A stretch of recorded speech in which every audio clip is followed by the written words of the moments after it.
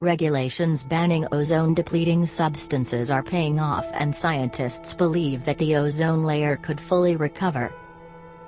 The ozone layer absorbs most of the sun's ultraviolet radiation, acting as a protective shield in the Earth's stratosphere.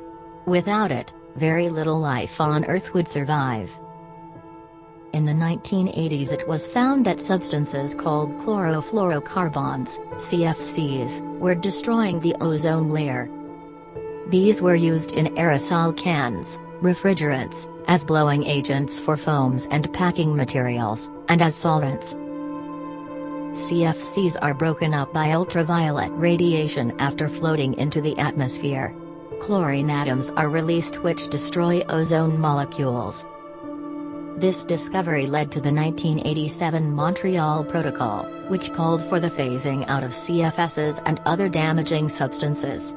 The protocol came into effect in 1989. Now, more than 3 decades later, scientific observations are suggesting that efforts to slow down ozone destruction are paying off, and that the ozone layer actually has the potential to make a full recovery. Winds of change. A scientific document recently published on Nature website has underlined how global action can help reverse environmental damage.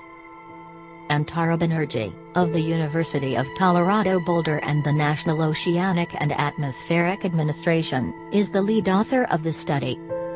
In an interview with The Independent, she explained how the movements of jet stream winds are able to assist scientists in studying the ozone layer.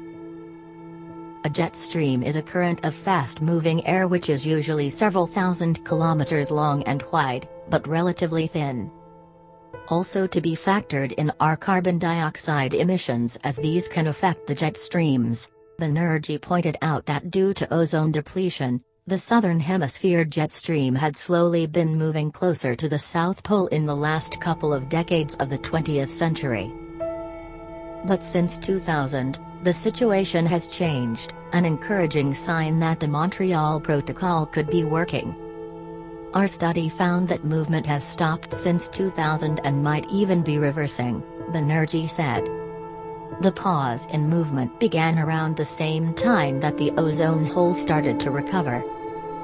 The emissions of ozone-depleting substances that were responsible for the ozone hole, the CFCs from spray cans and refrigerants, started to decline around 2000, thanks to the Montreal Protocol. Long-term recovery is possible.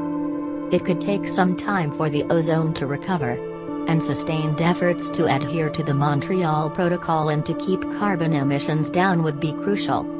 But Banerjee believes the ozone layer does have the potential to recover in this century. If we keep adhering to this protocol, then the ozone hole is projected to recover.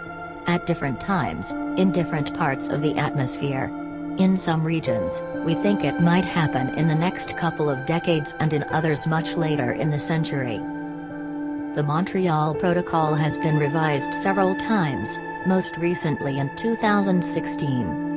Perhaps the single most successful international agreement to date has been the Montreal Protocol, former Secretary General of the United Nations Kofi Annan once said.